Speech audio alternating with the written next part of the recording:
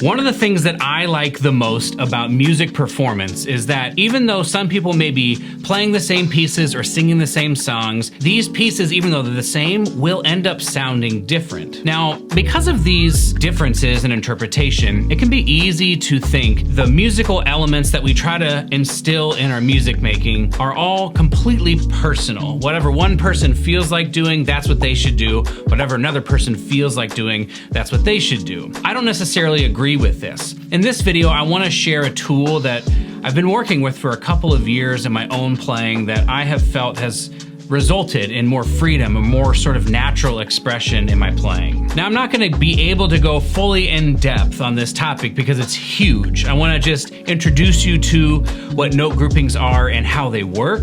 But if you want to dive deeper, I'm going to leave some links down below for 2 books that are amazing resources for diving deeper and understanding how to practically apply this to your music making.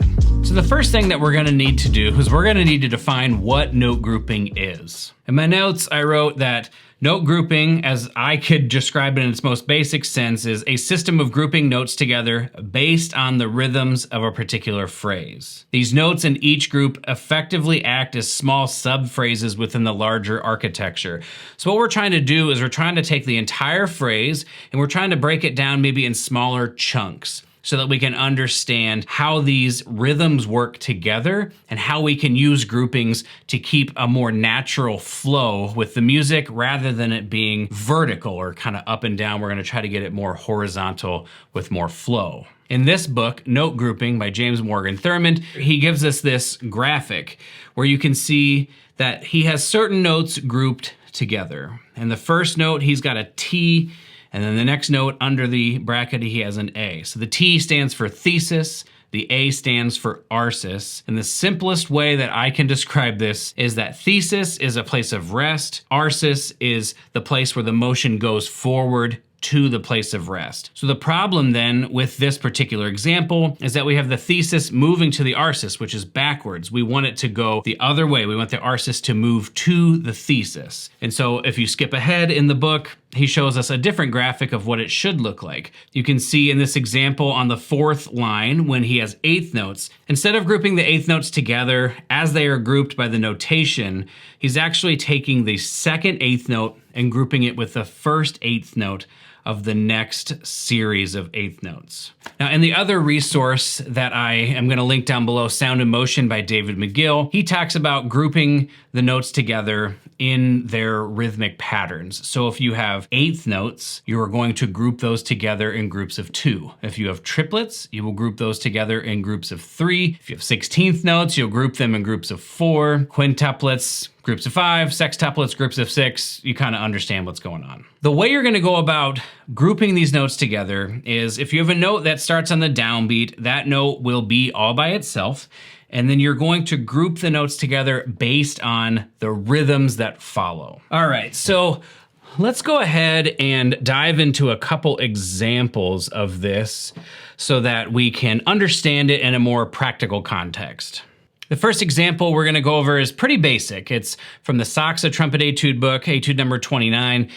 We're just going to look at the first, couple of measures here. You can see that it's all 8th notes. And so what we learned earlier was when you have 8th notes, the groups will appear in groups of 2. So the first note is going to be by itself, and then you're going to have a group of 2, a group of 2, a group of 2, a group of 2, and so on. The groups themselves would sound like this.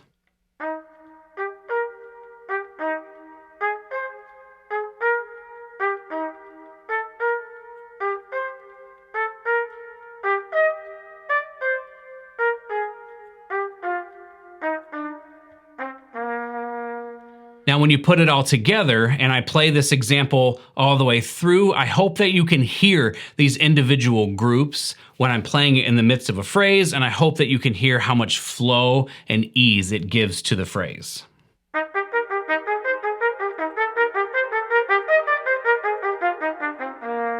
The next example we're going to look at is a little bit more complicated. It's also from the Saxa Trumpet Etude book, but it's going to be Etude number 37 this time. As you can see, the opening of the etude is already grouped properly. We have a pickup, an arsis, into the downbeat, a thesis, and then that continues for the first 2 bars.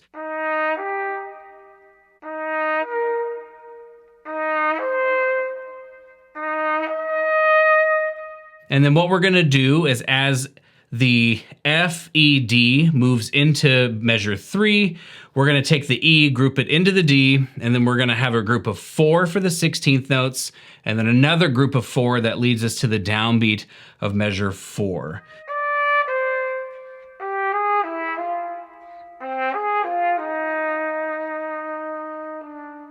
So even though we have a slur under measure 3, we're still gonna try to group and think about phrasing those 16th notes within those groups so that it doesn't sound stale. We're not just playing a bunch of 16th notes in a row and calling it a day, but we're actually able to shape it a little bit. The next couple of measures are the same, and then there's a couple of measures that are just the same exact thing. The composers actually group them in a manner in which we would group them ourselves if there was no articulation.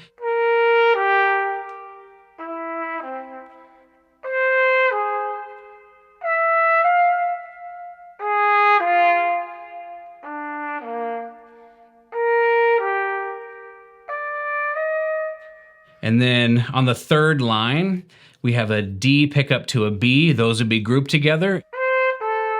And then we have 4 16th notes.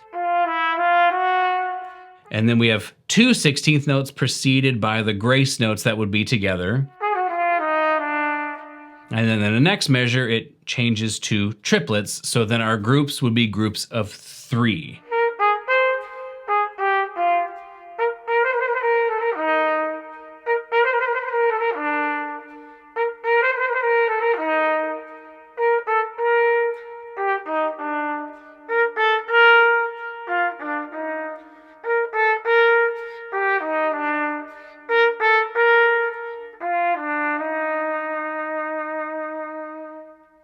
Hopefully through the example, you seeing it and helping me describe it, it makes sense. I'm going to play it in the individual groups now so you can hear what that sounds like, and it'll make even more sense.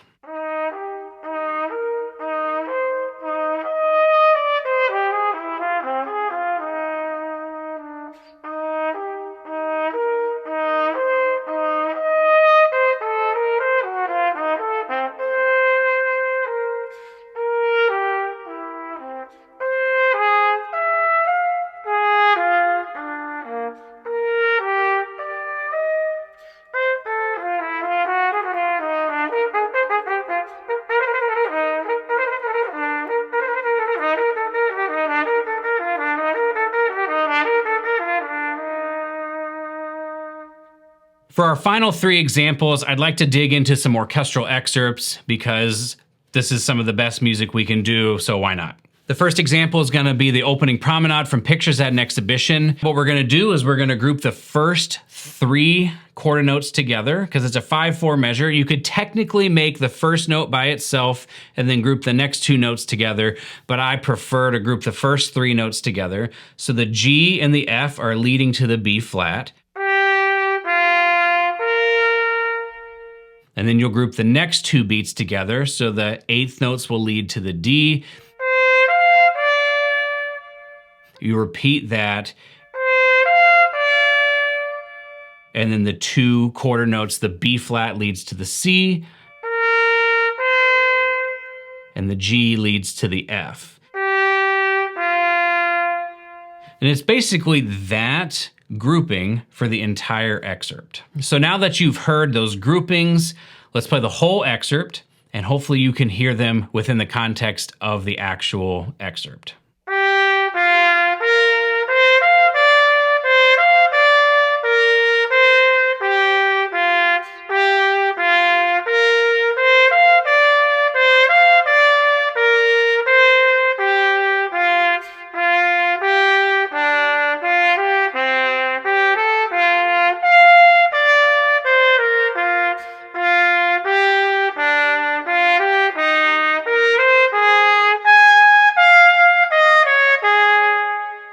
Next, we're gonna dive into the ballerina's dance from Petrushka. Now, this excerpt is also pretty straightforward, but there are a couple of ways that we can use groupings to our advantage. The first is in the opening arpeggios. One common thing you'll hear from people who are just learning this excerpt and haven't thought about this yet is to go da-da-dee, da-da-da, da-da-dee, da-da-da, and they accent the pickup, This kind of grouping helps us lead it more to the downbeat. The arsis, the pickup, leads to the thesis, the downbeat.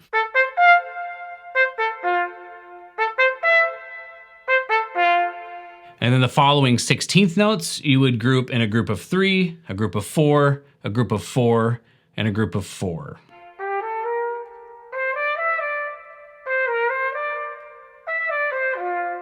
You would repeat that exact same thing for the next phrase.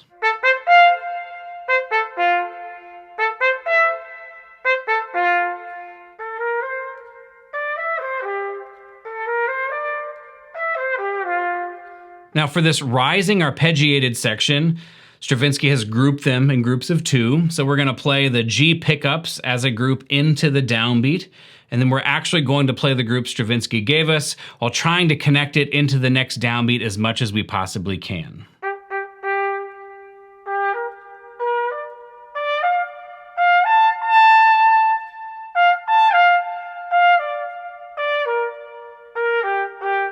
The measure before 137, we go back to the groups leading to the downbeat so that we make sure we don't over accent the top note, but rather we're playing musically with flow.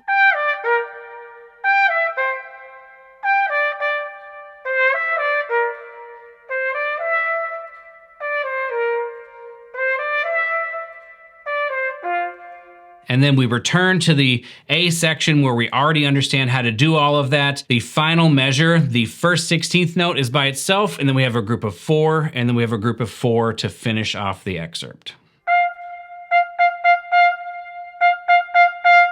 Now that we've broken it apart, let's put everything back together. Let's play the whole excerpt so you can hear it. And I really think you're going to hear how these groupings lead to so much lightness and clarity in the sound that really helps to create this ballerina dancing character.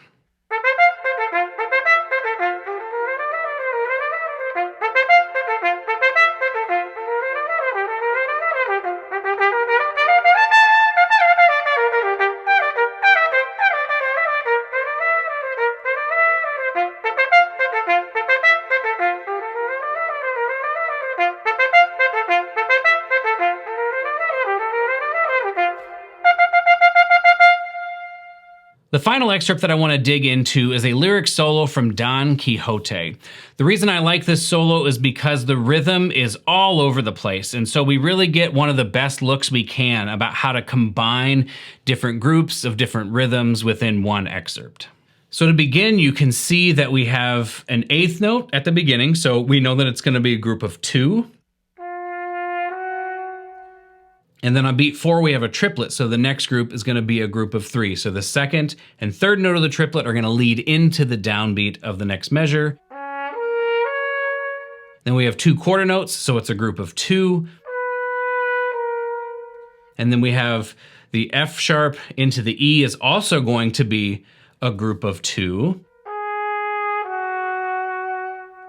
And then because we have an 8th note on the and of 2, that's going to act as the same thing as if we were going to play the upbeat into beat 3. And so that's going to be a group of 2. And then we repeat the same thing. A group of 2, a group of 3 leading into 37, a group of 2 for the quarter notes, another group of 2 for the quarter notes.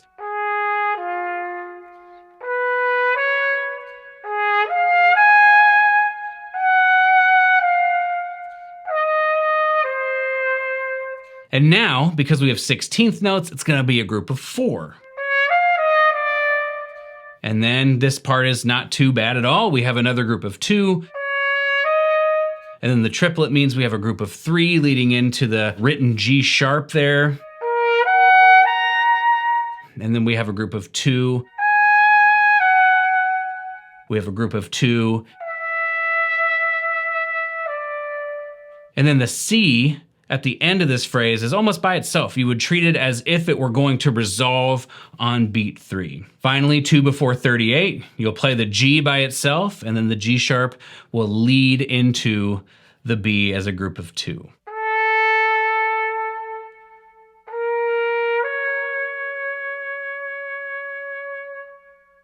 So it sounds complicated. I hope seeing it and hearing me play the individual groups was helpful. What we're gonna do now is play the entire excerpt, and you can really hear when you play these groups, the excerpt just sounds like what it should sound like to me. I think it just sparkles and sounds great.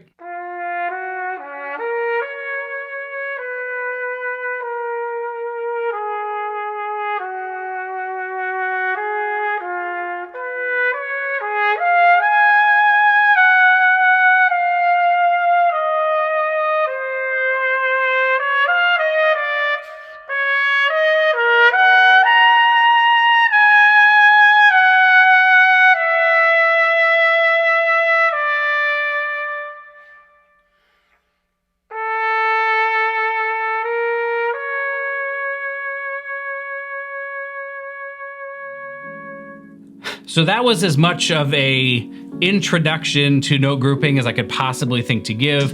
I hope it wasn't too technical, and I hope it's something that you can take into your own practice and experiment with, and I hope it really helps you be able to have more freedom and ease in your music making. If you have any questions, please leave them down below, and if there's enough questions, I could hopefully make a follow-up video to this that's a little bit more specific to what people may be struggling with. But until then, I appreciate you watching this video. If you liked it or you learned something, found it entertaining, please give the video a like. It really helps out, and subscribe if you want to keep seeing more stuff like this. We've got other trumpet related videos on here, so if you're interested in that, click the video on the screen and continue watching. We'll see you in the next video.